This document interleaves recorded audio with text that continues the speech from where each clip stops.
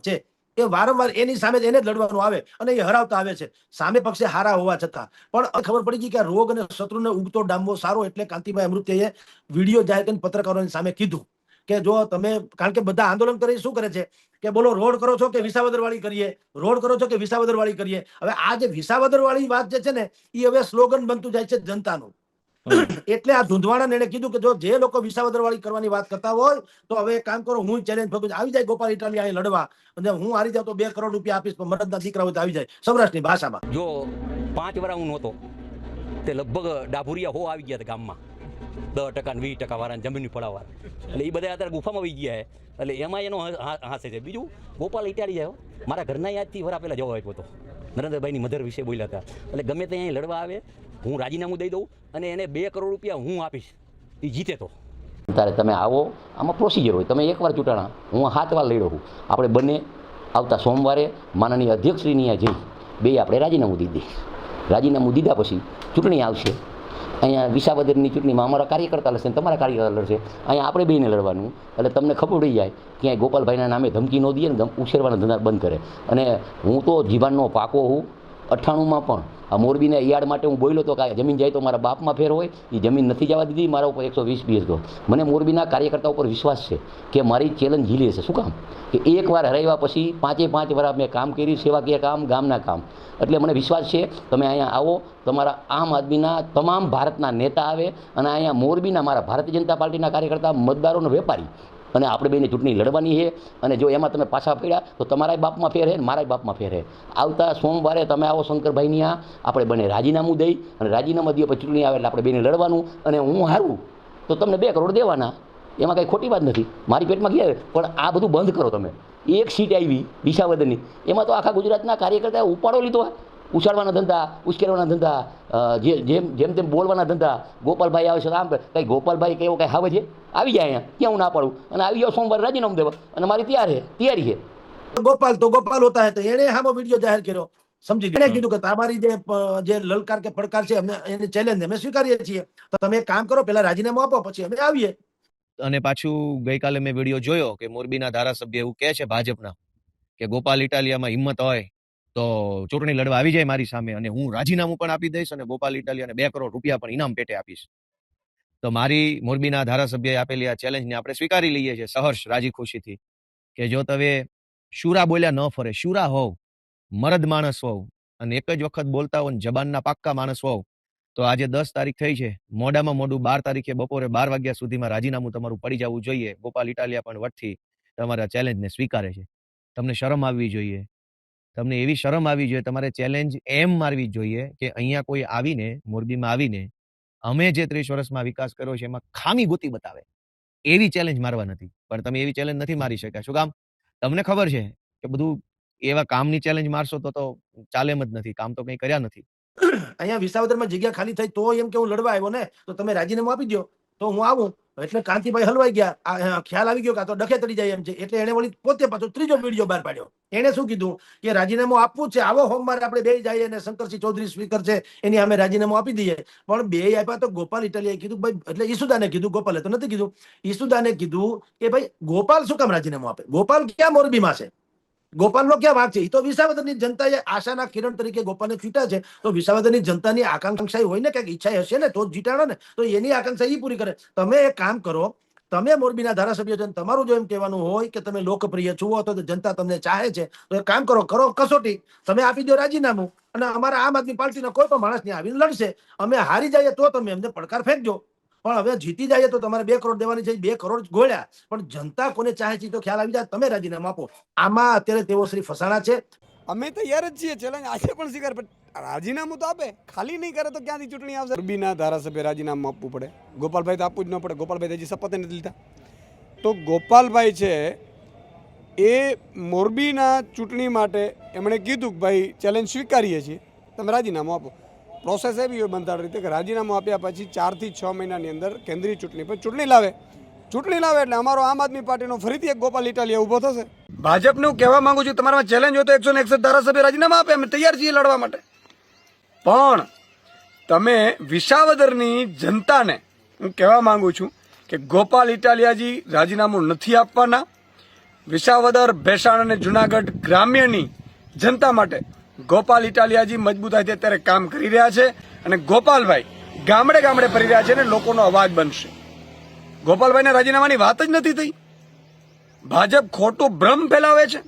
તેઓ શ્રી ફસાણા છે, પણ મારી પાસે વિગત છે એ પ્રમાણે ભાઈ કાંતિભાઈ અમૃતિયા 12 તારીખને સોમવારે ગાંધીનગર જશે અને હવે ડ્રામા પાર્ટ 2 ઇન્ટરવલ પછીનું ફિલ્મ શરૂ થાય. શું થશે? એ જશે સ્પીકર પાસે. રાજીનામાનો પત્ર પર સ્પીકર પાસે જતા પહેલા એ પત્રકારોને બોલાવશે. કારણ કે 2 શબ્દો એવા બોલી ગયા કે જો હું રાજીનામું ના આપું તો મારા બાપમાં ફેર હોય ને ગોપાલ ઇટાલિયાને આવતો એના બાપમાં ફેર, આવું બધું ગાળાગાળી કરી લીધી. એટલે એને હવે ગે તો છૂટકો છે, સમજી લ્યો. એટલે ઈ જશે પત્રકારોની સામે ઉભા રહેશે અને પત્રક બતાવશે આ મારા રાજીનામાનો પત્ર. પણ ગોપાલને કયો અહીંયા આવે, ગોપાલની રાહ જોઈને બેઠો છું, ગોપાલની રાહ જોઈને એવું બધું કરશે ડીંડક. તો ગોપાલ ઇટાલિયા કદાચ ત્રાટકે પણ ખરા. જો ક્લાઇમેક્સના દ્રશ્યોની જેમ પ્રેસ કોની કદાચ હોય કાંતિ અમૃતિયાની, સંભવ છે કહું છું કે ગોપાલ ત્રાટકે એટલું જ નહીં, આવીને કહેશે ખરા કે આ જો મારા બાપમાં ફેર નથી, જો હું આવ્યો. પણ તમે મારો વિડીયો જુઓ, મેં શું કીધું, એટલે કે ગોપાલ એમ કહેશે કે મેં શું કીધું કે ભાઈ પેલા તમે રાજીનામું આપો, તમે એટલે કાંતિ અમૃતિયા, તમે રાજીનામું આપો, અમે તમારી ચેલેન્જ સ્વીકાર. અમે એટલે હું નહીં, હું એટલે ગોપાલ ઇટાલિયા નહીં, અમે એટલે આમ આદમી પાર્ટી. તમે આપો રાજીનામું, અમારો કોઈ પણ માણસ ચૂંટણીમાં તમારી સામે લડશે, તમે જીતી બતાવો. આમ એક ક્લાઇમેક્સ તરફ આ પિક્ચર જશે. અને કોઈ કાળે કારણ કે ગોપાલ ઇટાલિયા હજી શપથ જ નથી લીધા, તો રાજીનામાનો ક્યાં પ્રશ્ન છે? હજી તો એ માનદ ગણાય. તમે જુઓ તો શપથ ધારાસભ્યના વિધાનસભાના પટલ ઉપર પછી ધારાસભ્ય ગણાય, એટલે રાજીનામાનો પ્રશ્ન નથી આવતો. આમ ટેકનિકલ એરર પણ છે, પણ સરવાળે એક હાસ્યાસ્પદ સ્થિતિ ઊભી થશે ક્લાઇમેક્સ જેવી પણ, અને બધા ખીખી કરીને જુદા પડશે, પણ કોઈનું રાજીનામું પડશે. પણ એ તો હાથે કરીને ભાજપ વાળા આપણે છે ને કુવાડા ઉપર આપણો પગ પડે ને તો સમજે કે ભાઈ કુવાડા ઉપર પગ પડ્યો તો લોહી નીકળે. તમે પગ ઉપર કુવાડો છે ને એમ કરો છો, કુવાડો લઈને તમારા પગમાં તમારે, એટલે કે ભાઈ કાંતિભાઈ અમૃતિયા ગોપાલ સુધી પૂગવાની ક્યાં જરૂર હતી? એને ન્યા જે એના કૌટુંબિક ભાણે જેને નડે છે, તો ભૂતકાળમાં જે એની સામે લડ્યા હતા ચૂંટણી, એ પંકજભાઈ પૂરતું રાખ્યું હોત કે ભાઈ મોરબીના પંકજભાઈને મારી ચેલેન્જ છે કે તમે કે તો હજી ઠીક રહે. તમે હાથે કરીને ચરણ ચાપી, મૂછ મળરી, નાગણે નાગ જગાડ્યો, ઉઠો ને બળવંત કોઈ બારણે બાળક આવ્યો, તો હાથે કરીને તમે ગોપાલને જગાડ્યો તો ઓલો ફેણ માંડીને બેસી ગયો. એને તો ધંધો ગોપાલને તમે જાણો છો, એ શું કામ ના પાડે?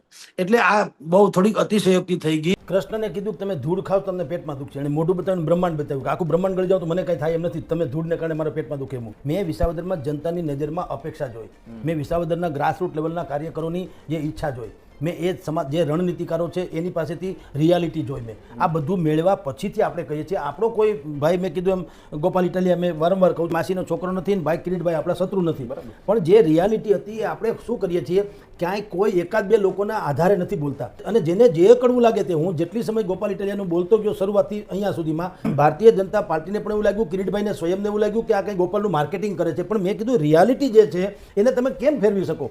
એટલે આપણે એવા બધા લોકો જે વિસાવદરમાં રહે છે, વિવિધ ક્ષેત્રમાં છે, રાજનીતિના જાણકારો છે, અને શું થાય છે બીજું આ બધી ટીવી મીડિયાને કારણે પણ આપણા બીજા અનેકો ચાહકો થયા હોય હજારોની સંખ્યામાં. આપણે ગ્રાસરૂટ લેવલ ઉપર સતત ને સતત સંપર્કમાં રહેતા હતા વિસાવદરમાં. એ બધું જોયા પછી નિચોડ જે નીકળ્યો કે તમે ગમે તેમ થાય, પેલા 20-25 હજાર 20-22 હજારની વાત હતી, કેટલી મત જીતશે ગોપાલ? 17,000 મતથી ગોપાલ ઇટાલિયા જીતશે. એવું છે, આમાં પણ એવું છે, હાસ્યાસ્પદ જ રાજકારણ છે.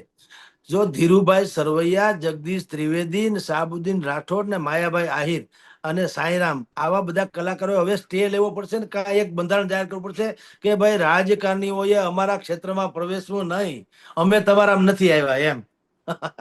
એટલું હાસ્યાસ્પદ બનાવી દીધું છે કે ભાઈ તમારે લડત છે મોરબીમાં રોડ રસ્તા ખરાબ છે, એમાં પ્રજા એમાં આંદોલન ઉતરી છે, એમાં ગોપાલ ઇટાલિયા ક્યાં આવ્યો? ભલે આમ આદમી પાર્ટી વાળા ધારો કે આંદોલન કરાતો હોય તો એનો અધિકાર છે, ધારાસભ્ય તમે છુઓ તો સ્વાભાવિક જ વિપક્ષના લોકો આંદોલન જ કરે ને. એટલે મોરબીમાં દરેક સોસાયટીમાં એક ચોક્કસ પેટર્નનું આંદોલન શરૂ થયું, લોકો રોડ ઉપર આવવા માંડ્યા. આ તો સારું છે, લોકતંત્ર જ હવે ખરા અર્થમાં લોકતંત્ર બની રહ્યું છે. અત્યાર સુધી પક્ષતંત્ર અને નેતા તંત્ર ચાલતું હતું, જ્ઞાતિ તંત્ર અને જાતિ તંત્ર ચાલતું હતું, તંત્ર અને વારસ તંત્ર ચાલતું હતું, ક્યાંય લોકતંત્ર હતું જ નહીં. આ વિસાવદરમાં ગમે તે તમે ગણો, જે કઈ થયો ચમકારો, ત્યાંથી લોકોને થઈ ગયું અચ્છા આપણે અધિકાર માગી શકીએ છીએ, ભીખમાં નહીં હકથી. એટલે રોડ ઉપર બેવા માંડ્યા મોરબીમાં, રોડ પર બેવા દે. માગણી શું કરી? કલેક્ટર, કમિશનર, ડેપ્યુટી કમિશનર એને કયો અમારી સોસાયટીમાં હાલી બતાવે, મારે કઈ સાંભળવું નથી.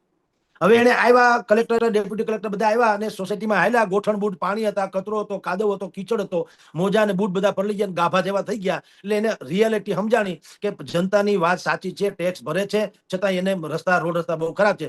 કલેક્ટર આવ્યા એટલે વાહો વાહ, એની પાછળ જેસીબી આવી ગયું, મિક્સર આવી ગયું, એની પાસે રોડ રોલર આવી ગયા, ત્રિકમ પાવડા લઈને મજૂરો આવી ગયા અને રાતોરાત રોડ બની ગયો. એટલે ઈ વાત બીજી સોસાયટીને મળી કે ભાઈ રોડ કરવો હોય તો આ સોસાયટી વાળાએ જે કર્યું એવું આપણે કરીએ. તો ન્યાય બેસણા શરૂ થયા. એટલે સોસાયટીએ બેસણા શરૂ થયા સરકારી તંત્રના નામે. હવે બેસણામાંથી ઉઠમણા કરવા હોય તો તમારે રોડ બનાવે ચૂક્યું, નતર ઉઠવું નથી કે એમ. આ ડખો શરૂ થયો ત્યારે કાંતિભાઈ અમૃતિયા આઉટ ઓફ મોરબી હતા, બહારગામ હતા, ગાંધીનગર યા દિલ્હી. એના કહેવાનો એને એમ કીધું કે ભાઈ હું તો મોરબીના પ્રશ્નોને લઈને હાઈકમાન્ડ સુધી ગયો તો વગેરે વગેરે. પણ એને અંદર આવીને તપાસ કરી કે આવું એક સરખી પેટર્નના આંદોલન કેમ માંડ્યા થવા? આવું તો કોઈ જનતા કરતી નથી. આ 30 વર્ષથી શાસન કરીએ છીએ, ક્યારેય આવું જોયું નથી મોરબીમાં જેવું થયું એવું કે જનતા જાગી ઉઠી હોય એમ. તો એને તપાસ કર્યું તો એને જાણવા મળ્યું કે ભાઈ અહીંયા મોરબીમાં પંકજભાઈ રાણ જે છે, રાણ સરિયા કૌટુંબિક ભાણેજ કે એવા થાય છે. તો એ આમ આદમી પાર્ટીમાં છે અને ભૂતકાળમાં એ લડ્યા હતા ભાઈની કાંતિ અમૃતિયાની સામે, હારી ગયા હતા, એ જવા દો. પણ કમસે કમ મોરબીમાં ગોપાલ ઇટાલિયા શું જીતી ગયા? આમ આદમી પાર્ટી કોળાઈ ગઈ. તમારી જાણ ખાતર આમ આદમી પાર્ટીમાં ફળ આવ્યા એમ તો હાલે. અને આશા જાગી કે વળી પાછા જેમ ધાણામાં પાણી છાંટીએ જેમ ધાણા તાજા થઈ જાય એમ આમ આદમી પાર્ટી દિલ્હીમાં હાર્યા પછી નામશેષ થવાને આરે હતી. નિરાશાની ગરતામાં ધસી ગઈ હતી. કાર્યકરોનું મોરલ ડાઉન થઈ ગયું હતું. કેજરીવાલની આબરૂ નથી રહી. ભારતીય જનતા પાર્ટી સવાર થઈ ગઈ હતી. આ બધી જ પરિસ્થિતિમાં ગોપાલનું ઊભું રહેવું, જીતવું વિસાવદરથી એને આખી પાર્ટીમાં પ્રાણ ફૂંકી દીધા. એટલે મોરબી કાંતિભાઈ થી એને વાળી તોડી નાખવું જોઈએ ને આવો ધંધો ન કરાય. અત્યારે ગુજરાતની જનતાના જનમાનસ ઉપર એક વાત તો હકીકત છે, દરેકને એમ છે કે આપણા જો લોકપ્રતિનિધિ હોય તો એ ગોપાલ જેવા કમસે કમ હોવા જોઈએ. ઝુંઝારું છે, વિઝનરી છે, કોઈથી ફાટી પડે નહીં, ખરીદાઈ જાય નહીં, વેચાઈ જાય નહીં, કોઈથી ડરી જાય નહીં વગેરે વગેરે. તો એવે ટાણે કાંતિભાઈ પણ મેં કીધું ભલે 7 ટર્મથી જીતતા આવે પણ ત્યાં કોઈ વિરોધ પક્ષ છે જ નહીં. બ્રિજેશ મિર્જા જીતા હતા તો બ્રિજેશ મિર્જા અત્યારે ભાજપમાં છે.